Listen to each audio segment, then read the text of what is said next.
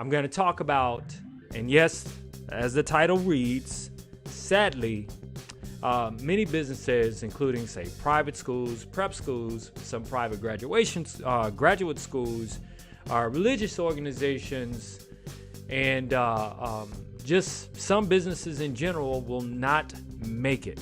And that is a sad thing, but that is a sad thing, and it's a true thing. So let me give you some context on what my meeting was just about, okay? Basically, coming in a few weeks, our company pretty much landed a contract to redevelop a course for a university. Now, in the redevelopment of that course, which is taught online, we are going to basically be providing mass education to students from all around the world, right? And you might be saying, well, AJ, what does this have to do with today's topic? Well, it has a whole lot with today's topic because I'm going to read directly off my paper here. And I just want you to understand some interesting facts about e-learning. I'm going to share these facts with you. I'm also going to tell you the kind of business that should employ e-learning as a part of their employee/corporate training, as a part of, preserving religious teachings, putting them in the form of a course, as well as what some private schools, some private academies, some prep schools have yet to do, and why this is so, or can be so, damaging to them, and what they should do going forward. Now, first and foremost, here's some interesting facts about e-learning. The global e-learning market is expected to reach $325 billion with a B dollars by 2025. In other words, every year, e-learning is expected to generate that type of revenue. Now, when you take that e-learning, combine that with entrepreneurs doing online coaching and all the other online businesses, it literally equals to about $1 trillion of commerce, okay, of revenue being transacted over the internet as it relates to learning technologies. And that's why we got our company switched its shift and got into that. Now, here's a couple other things to know. 77% of all U.S. companies use online learning, or they used online learning in 2017, and that number's actually increased, especially during COVID, right? For every dollar spent on e-learning, companies make about $30 back in productivity. And how the users are learning, using this learning technology is through mobile e-learning, learning management systems, which are LMSs, application simulation tools, rapid e-learning, podcasts, and virtual classrooms. So why am I sharing this with you today? Excuse me. I'm sharing this with you today because there are many companies out there that I can tell you personally, our company have pitched about taking their content, taking what is being taught inside of the classroom, what's being shared through religious sermons, from preachers. Talk about taking that information and putting that information online in the form of a course, or basically taking all of the corporate training that some companies are doing, standing in front of their employees, hiring people to, corporate trainers to come in from out of town, basically how to streamline all of that, how to basically cut costs and put all of that online, whether it's self-paced or whether it's time, right? So, what does this mean to you as a business owner? If you are a business owner out there, right, who have been recently affected by the new environment or the new normal, right, where everything is kind of shifting online, where many people now more than ever are partaking of ordering like groceries online, ordering everything pretty much online that can be delivered to them, protecting themselves from going out.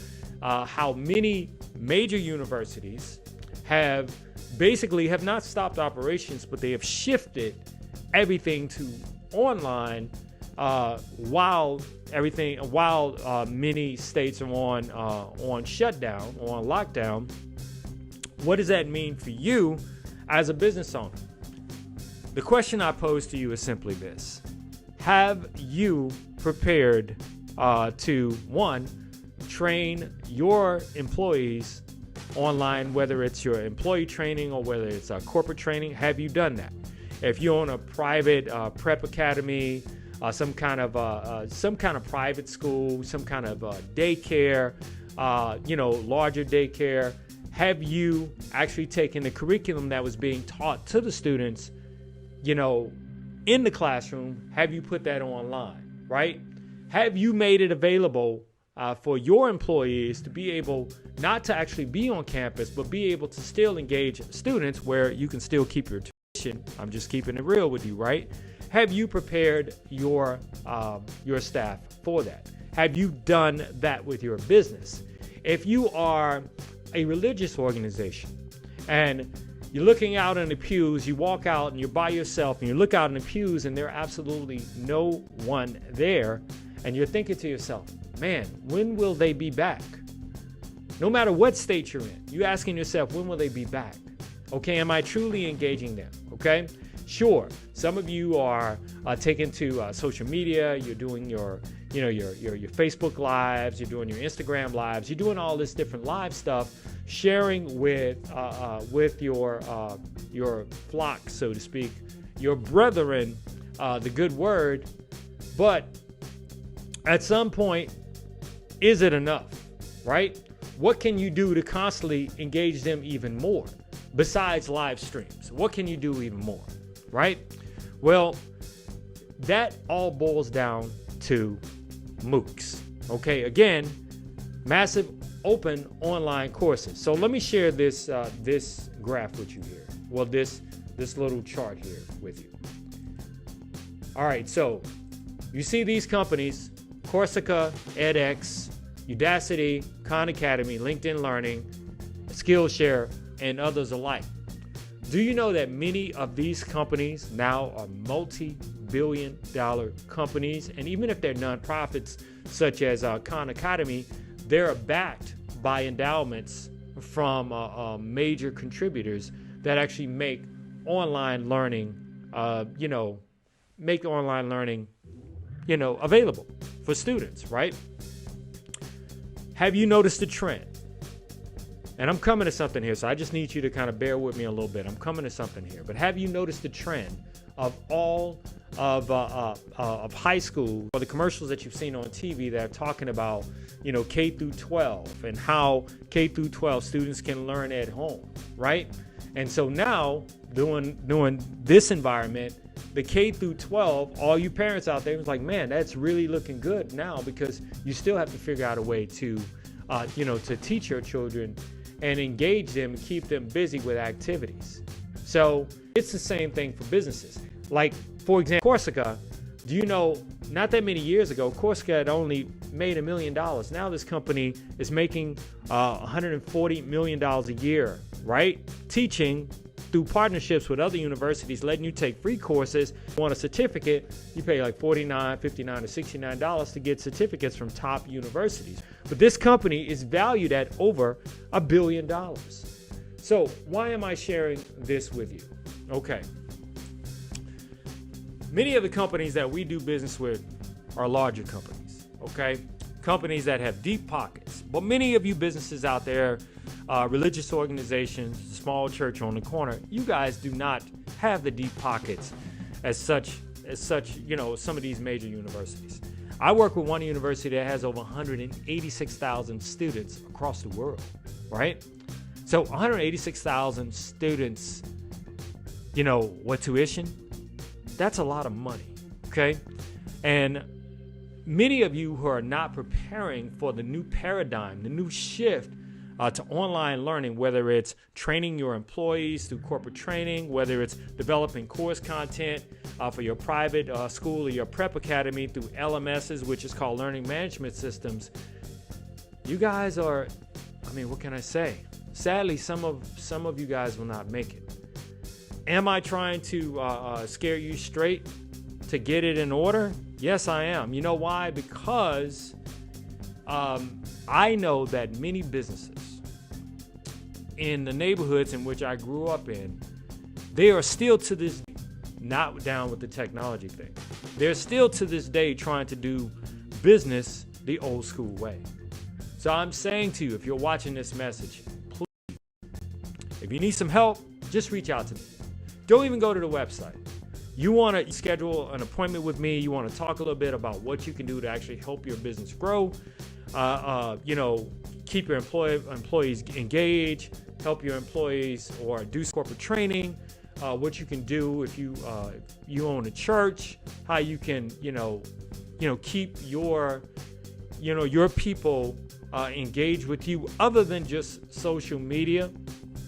Reach out to me, DM me, okay?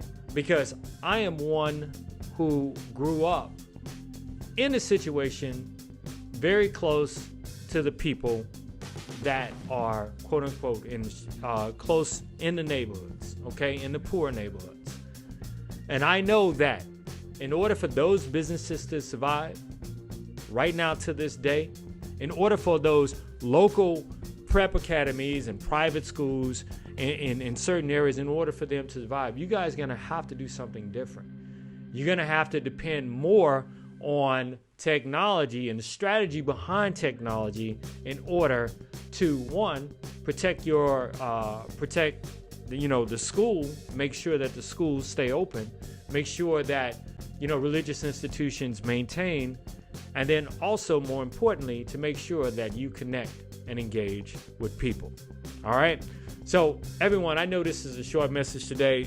This is just weighing heavy on my mind because, in fact, this class, today's show wasn't even meant to be today's show. I decided to jump on and kind of share this message because knowing the type of companies that our company does business with, knowing that those companies have deep pockets, those companies have been up on technology way back 2010, 11, 12, and how many companies by necessity and many, say private schools, religious organizations by necessity have been forced into this new reality of engaging their customers, their churchgoers, their students online. You guys need some help. So you want a free consultation on, how I can just share some things that I know the bigger companies are using to do this, other than Zoom, other than social media, just live streaming. DM me, all right? And I'll set it up to where I'll give you a free 15-minute consultation, and we'll work it out, okay? Anyway, that's this episode of the Startup Junkie. Be sure to check out the Startup Junkie tomorrow, where don't know exactly what we're going to talk about, but it will definitely be relevant to you and your business. And be sure to check out the Startup Junkie live podcast on Apple, iTunes, Spotify, TuneIn, as well as iHeart Media. Until tomorrow, everyone, I'm AJ. Y'all just be good to one another. Take care.